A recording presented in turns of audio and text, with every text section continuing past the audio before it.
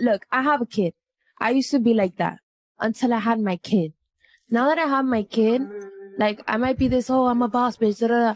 But deep down in my heart, I would do absolutely anything to be at home and be, like, always with my child. There you go. But unfortunately, and have a man protecting you. Stop acting like, stop leaving out the man part. Yeah. Because for you to be home with your child, that means you got a man holding you down, yeah, protecting you. And that's what I'm saying. Like, he's right. And that shit's hard. Like, but unfortunately, since I'm by myself, I gotta hustle, you know? Yeah. But I would do anything to have a man like that. That's what we saying. That's exactly. Thank you. God bless you. God bless you for telling the fucking truth. Can I say God bless you for telling the truth. I wrote down the people that I slept with that I thought I was going to have a relationship with, even prior to being in the sex industry, and it was about 100. You guys are like, whoa. You said 100. Yeah, including the time I was working. So, in other words, during the relationships when I was with the relationships with the pimp, sometimes I would meet nice guys on the side, and he was already cheating on me, I thought, with other girls because I had wife-in-laws. So I felt justified when I met a nice guy that just wanted to hang out with me and just cuddle me and have sex with me. I slept with him. It's just trauma. So sorry. Well, she found her man. Yeah. I did. And I win. I made so many mistakes, like how these girls are talking like, oh, I'm independent, I'll do what I want. That was me. That was literally me. And now I look back, I'm like, what the hell was I thinking? Would you say feminism is a lie? It's the biggest lie to destroy women and families. It's the establishment wanting to get our tax dollars so then they can benefit and destroy our families. Before you feel sorry for her, let me just tell you. She ignored several warnings when she was still in her prime, that the time will come where her market value will go down. She ignored everything and became confronted with reality. Now she has no choice but accept that she either only gets a below-average dude or will die alone surrounded by cats. Modern women be like, these are for you. That's so sweet, but you shouldn't have. Huh? Girls see a guy being too nice and it makes them seem lonely, desperate, weak. Just be a little tougher. You know, make like you don't need me. Like you don't need any girl. Then girls will want you. Okay. I need to talk to you. Don't you see grown men are talking here? Anyway. You still here? Bounce! Giddy up! I hear you, boy. She gonna be back too, watch. Did you just see how he just dogged Paris? I want a strong brother like that. Yeah? Down and down.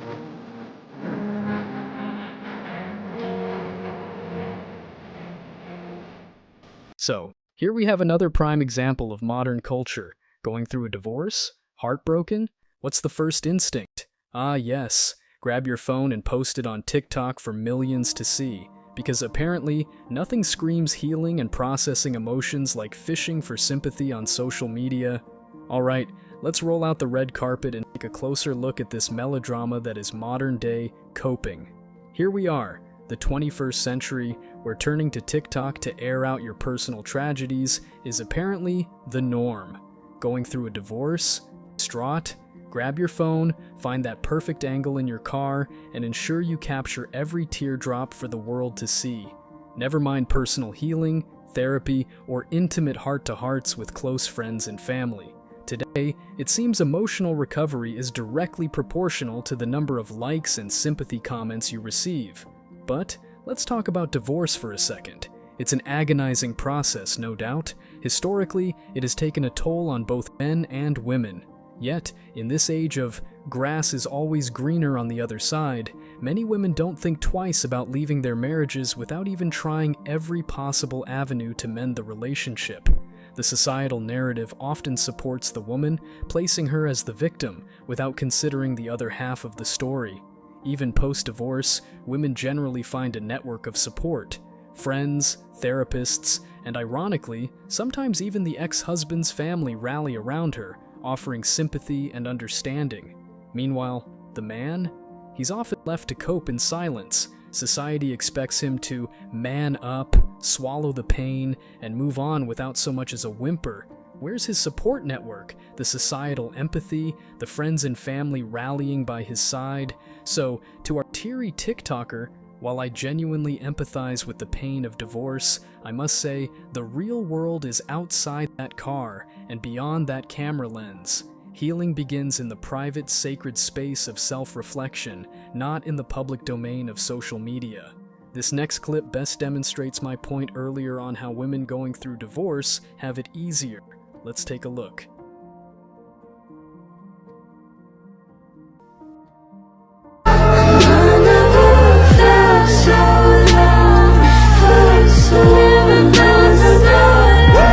For those listening to the audio only, she's crying and has a bunch of text on screen, and it says, "You're going through a divorce while having 3 kids, 3 and under, and you're at a restaurant alone with them, and 3 people come and tell me I'm doing a good job, someone paid for my meal, and another helped me to my car. They had no idea what I am going through and have no idea how much they helped me. Forever grateful for people like that." Watching this recent clip, one thing is for sure, there is an ocean of compassion and support out there for women, especially mothers. Here's a woman, visibly distraught, navigating through the turmoil of divorce with 3 little ones in tow. And without anyone knowing her backstory, kind-hearted strangers, most likely they were men, step in, compliments, a paid meal, assistance to her car. It's heartwarming, really. It's a testament to the community spirit and the genuine empathy people have. Yet, it also underscores a point we touched on earlier. Women often find support in unexpected places. There's this societal cushioning that rallies behind them, sometimes from the most unlikely sources. Now, let's flip the script. Picture a single dad, fresh off a divorce, with 3 kids in a restaurant. Would he experience the same level of support? Would someone commend him for doing a good job, pick up his tab, or offer a hand to his car? This isn't to undermine the difficulties women face. Instead, it's an invitation for society to pause and ponder. There's a narrative here, one that tends to sway in favor of women, especially mothers. Compassion should know no gender, but clips like these starkly highlight the disparities in how our society extends its support. Remember, everyone's going through something, and everyone deserves a little kindness. I'm having a bit of a tough day today, so I thought that I'd share that. Even though I'm the person who initiated the divorce, I'm feeling some jealousy because my ex is really out there working it. Not necessarily that he's looking for a girlfriend, but he's definitely working on building his social network. And that includes women. And even though I don't want to be with him anymore in that way, it still triggers jealousy and pain. I know he's suffering and, he's dealing with the rejection that he feels because I'm the one who is leaving. Stop the cap. Stop the cap right now. Stop the cap. Well, what have we here? Another classic case of, I don't want you, but I don't want anyone else to have you either. Let's break it down. Our lovely lady in the video initiated the divorce, which is her right, but now she's salty because her ex-husband, God forbid, is moving on with his life. She explicitly says she doesn't want to be with him, but suddenly there's this nagging jealousy because he's out there daring to build a social network. With women, no less. Here's a hard pill to swallow. Just because you're done with someone doesn't mean they should be confined to a life of misery and loneliness. This man seems to have grasped the age-old concept of moving on, but for her, it seems the narrative is, even though I don't want to be with him, I just don't want to see him happy. What I find amusing is her assumption that he's suffering. Oh honey, he moved on. I'm sure he's no longer suffering. I'm pretty sure he's thanking you for his newfound freedom. The fact that he's out there, perhaps living his best life, doesn't necessarily mean he's suffering from the rejection. If anything, it's a testament to his resilience. She wasn't happy with him, and now she's not happy without him. He moved on and she can't stand it. She probably thinks she was the best. Now let's address the elephant in the room. We're looking at a lady in her 40s or even 50s, and she's now navigating the dating landscape post-initiating a divorce, and she's discovering that the grass isn't always greener. She probably had an image in her mind, divorce him, and then watch as he wallows in sorrow, forever regretting losing such a catch. Instead, he's out there thriving, and she's sitting here, reminiscing, and probably regretting. Many women, after a divorce, find out that dating isn't all it's cracked up to be. On the other side of that marriage certificate, it can be a harsh reality check, and when they see their ex-husband moving onward and upward, the bitterness sets in. Despite walking away with assets, or even the kids in some cases, it stings to see their former partner succeed without them. It's a reality check many aren't prepared for. It sounds to me like this gentleman is doing perfectly fine. All this narrative she's built up in her head to somehow still be the center of his world, it's likely just that, a narrative. Odds are, he's out there having the time of his life, enjoying his freedom.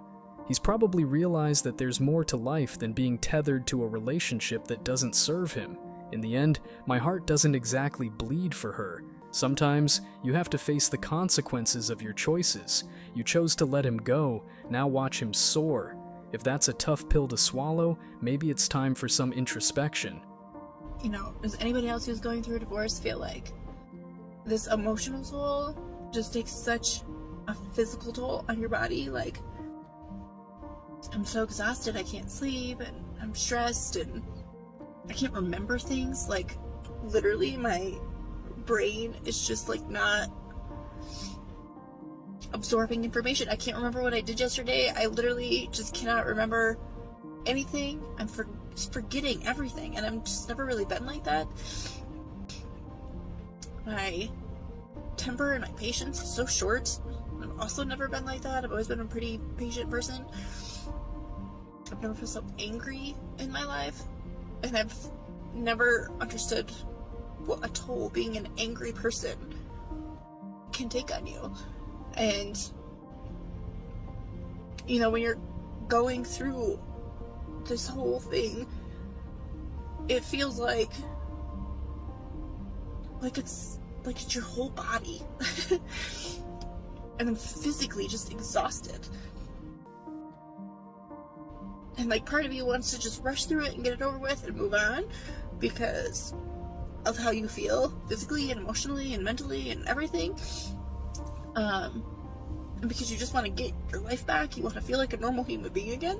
And then part of you is just sitting there holding out hope that maybe something would change, and it doesn't. I don't know. I feel like when you're in the process of the divorce, your whole life is just in this weird limbo. Like, you just, like, you're not married, but you're not really divorced yet. You're still living together, and you're just in this weird, unbalanced life. And everything just feels so up in the air, so uncertain. And, you know, I've been through a lot in my life. I really have. A lot. And I think the hardest part for me is that a lot of the things that have happened in my life, I've had no control over. They weren't my choices. They were just sort of things that happened around me or to me or whatever.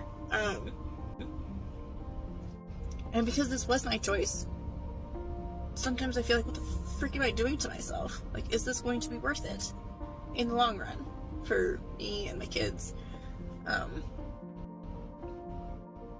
You know, I hope it is. I hope it's the right choice.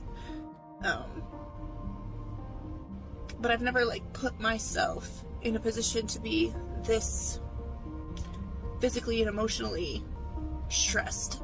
And I feel like, even though this still was my choice, I feel like I still just have no control.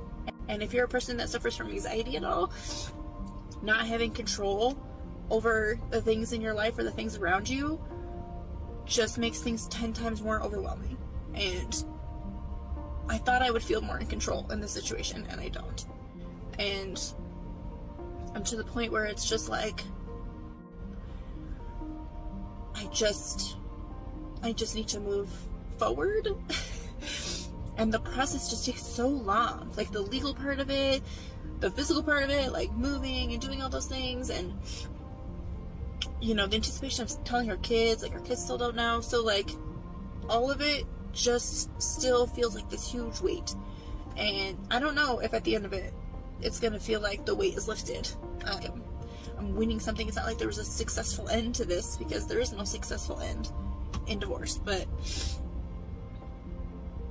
I don't know. You know, I hear a lot of people say that once it's all over, you will feel relieved, you will feel better, and you can kind of start over. But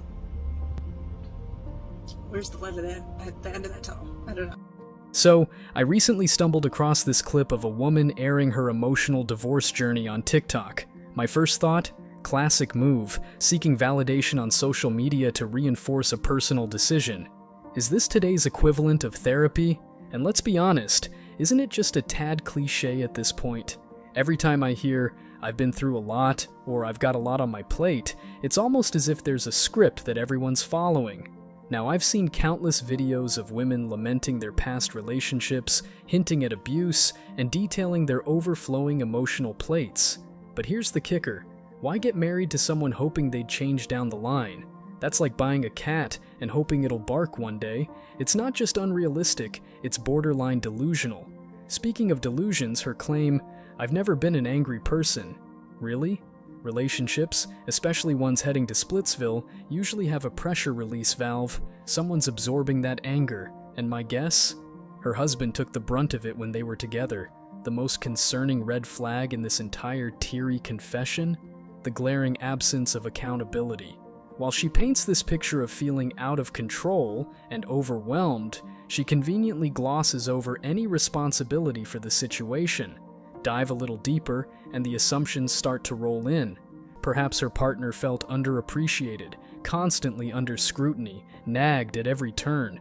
Maybe he grew distant after feeling like affection was just a tool to be wielded against him. But instead of opening a channel of communication with the one person she should be talking to, she airs her grievances to anyone who'd listen. Everyone, that is, except the man in question. A tragic end to this tale? After making life-altering decisions, potentially destroying the emotional fabric of her family, and possibly indulging in escapades she'd rather forget, she's hit with the cold, hard slap of reality. And what does she do? Seek sympathy from the faceless masses on TikTok. You know what?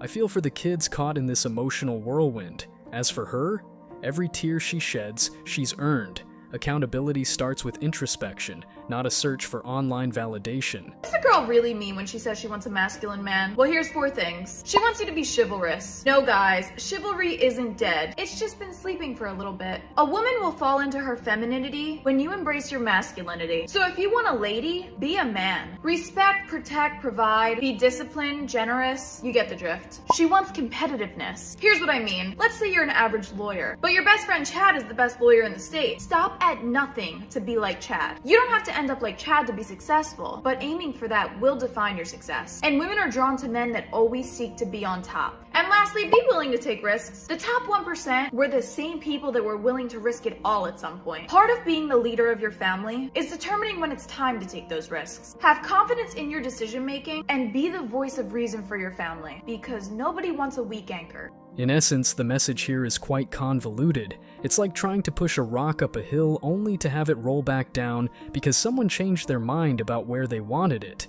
Instead of trying to meet ever-changing and often unrealistic standards, be authentic. Strive to be the best version of yourself for you, not for someone's fleeting definition of what a real man should be. Because let me tell you, trying to appease someone who's never satisfied, that's an uphill battle you'll never win. And women are drawn to men that always seek to be on top. You know, there's a massive contradiction right here. This entire advice seems to center around how men need to adapt, change, and mold themselves to fit into a woman's idea of what masculinity should be. But here's a groundbreaking thought. The only person I compete with is myself. The only person I aim to outdo is the man I was yesterday. My growth, my journey, and my self-worth aren't tethered to the fluctuating desires of women or anyone else for that matter. I am not here to meet some transient societal standards of masculinity. I'm here to be authentic, to be genuine, and to be the best version of myself, not for anyone else, but for me. A woman will fall into her femininity when you embrace your masculinity. Hold on right there. Why does a woman's behavior and values have to be contingent on a man's actions? Shouldn't a woman, just like a man, stand firm in her values and virtues, irrespective of what she's getting or not getting from someone else? The right woman won't hand you a shopping list of requirements and then pull a disappearing act the moment things get tough, or if she spots someone who she perceives as a better option. And guys, if you ever come across a woman with such a checklist, remember that even if you fit every single box to the T, it might never be enough. She wants you to be chivalrous. No guys, chivalry isn't dead. It's just been sleeping for a little bit. The emphasis on chivalry. Now, I'm not going to deny the importance of being respectful or being a gentleman, but the fact of the matter is, chivalry has been severely misunderstood in modern times. Women said they wanted equality, which is great, but then, when it comes to the perks of chivalry, suddenly it's, where have all the good men gone? Why aren't men being men? There seems to be a pick-and-choose mentality with some modern women.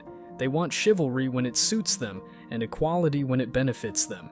Now, I wholeheartedly believe in treating everyone with respect, but expecting a man to always pull out the chair, always pay for the bill, always open the door, this isn't chivalry, it's servitude. Chivalry is dead, and ladies, you played a part in killing it.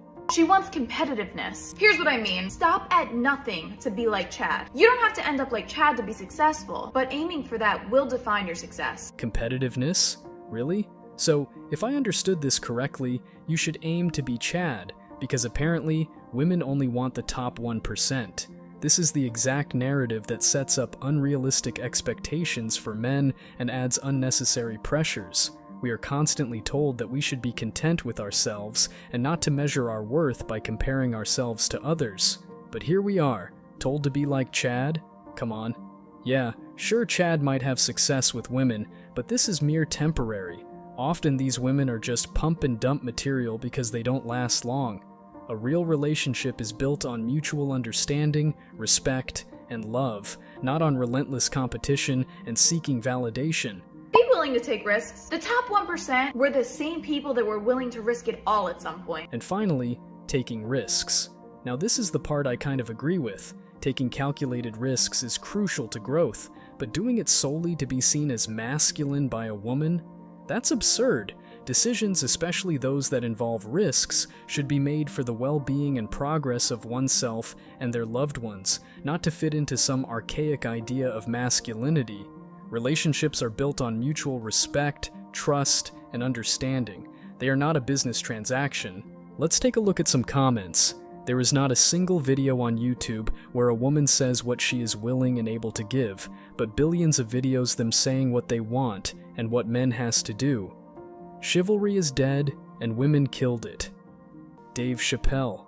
This woman will dump you the first time you fail or become disabled.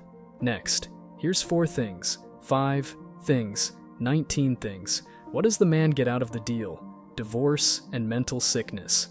Never ask a fish how to catch a fish. Sun Tzu, Art of War. Thank you. I'll remain single and not deal with all that bullshit selfishness. If you bring a woman flowers on the first date, expect to be disregarded. Women like this will suck you dry. She wants you to be a traditional man while she's an untraditional woman. Don't play yourself by being a good guy.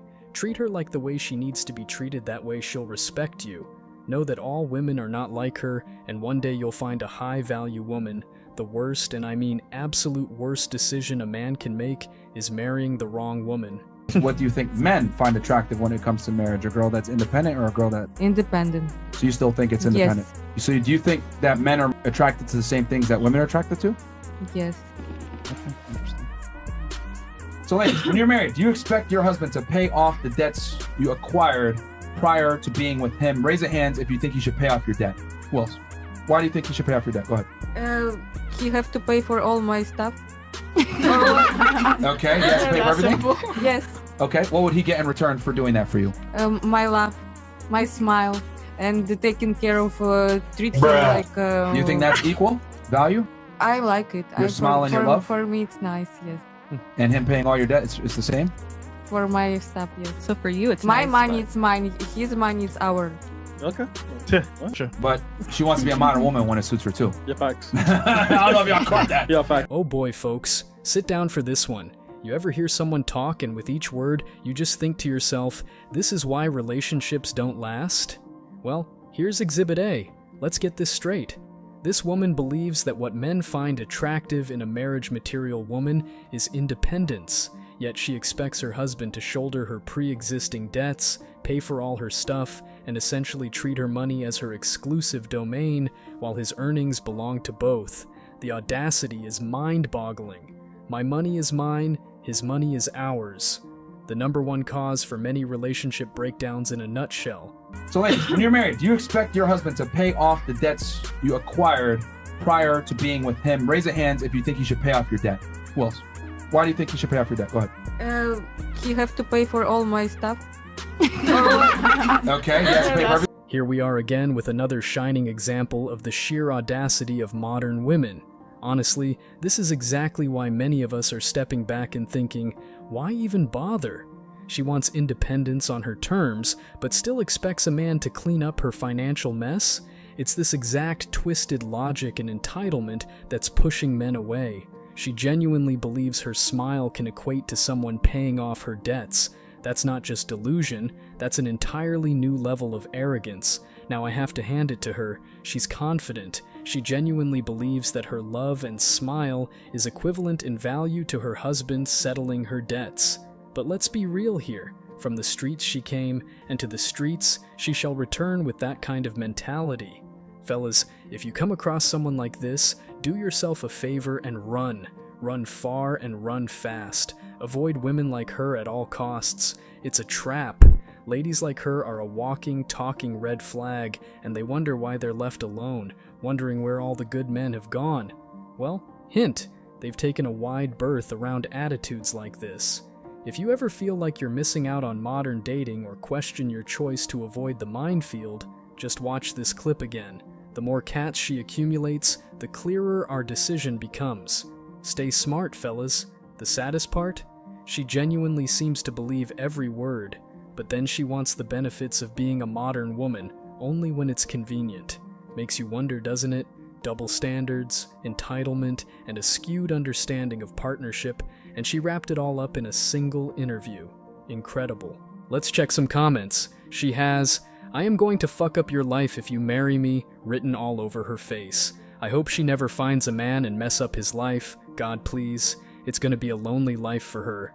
The legend said that she's still looking for a husband. That's the pure definition of a gold digger, gonna be a freight train of a wake-up call when she turns 40 and realizes she no longer has any leverage. She's not for the streets. She's for the streets that lead to a mental hospital. We need to revisit these ladies 10 years from now, and let's see how this worked out for them. Women truly needs guidance because if they use their intuition as a compass, they will always get lost. I hope no man falls for her. She deserves to be single. When should a man start making 100K? I say at the ripe age of 18, you are out of your household, and if you have a girlfriend at the time, you should provide for your woman. I am a firm believer in that women should not work and that women's rights suck. So that men should provide for women, and I should not work my life, ever. I'm gonna say the opposite. I think realistically, a man should make 100K around like 27. I feel like that's a good age. 27 to 33, 35. Well, let's backpedal a little bit, because what you said was kind of crazy. You don't think that's delusional at all? I have my delulu moments, but also I do not want to work. So a man should make 100K by the time that I'm dating him, so I don't have to work ever. Has the past guys that you've dated made 100K? The past guys that I have dated have been 2 inches shorter than me and have $0 in their bank account, but now I am aiming high. Gentlemen, hold on to your hats because the delusional train has just pulled into the station. An 18-year-old pulling 100K? Who does she think these guys are? Trust fund babies. It's hard enough for a young man trying to navigate through life, and then you've got this entitled mindset, expecting him to provide for her lavish tastes. Fresh out of high school, and you should be on a 6-figure salary, while she's planning to lounge around, contributing absolutely zilch? Give me a break. The fact that she may be trolling or joking doesn't make this any less concerning because, let's face it, there are genuinely women out there who think this way. Let's break down this modern paradox for a minute. We've got women, not just any women, but those who seem to have mastered the art of entitlement, dictating that a man should earn X amount by a certain age to be deemed a successful, ideal man. These same women, mind you, may have done little to nothing in terms of their own personal or professional development, but suddenly, they're financial consultants detailing what the earning benchmarks for men should be. How convenient.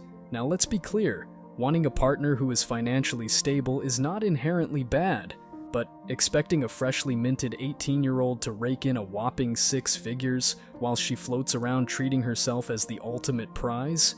That's where the absurdity kicks in.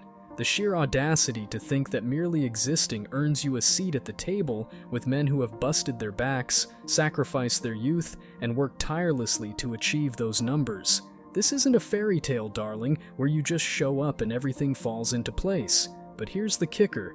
Imagine, just for a second, men flipped this entire narrative on its head.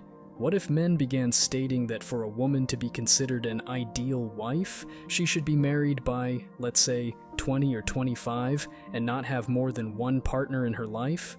The uproar would be unimaginable. Misogynistic, backward, regressive, these are just a few of the terms we'd be branded with. Double standards much? Entitlement is a dangerous game, and while this woman might think she's holding all the cards, reality will come knocking. Every action has its reaction, and if the modern woman demands unrealistically high standards, don't be surprised when modern men raise theirs. The balance will always strive to reset itself. Her delusional expectations are a stark reminder for all the men out there. If you ever find yourself questioning your worth because of women like her, please replay this clip. It's laughably absurd how high and unreasonable her expectations are. No man should ever feel pressured to meet such outlandish demands. Stand your ground, gents. Let's take a look at some comments. If I was 18 and making 6 figures, I'd rather be single with my money instead of with her. Clearly people are oblivious. Regardless if it's satire or not, this happens pretty often. She don't want a boyfriend, she want a sugar daddy. Someone's in for a rude awakening. She's definitely a bad bet. She'll do everything you tell her not to, post thirst traps on social media, go to the bar or club often, wear provocative clothing, have a bunch of guy friends, and will drain your bank account if you let her.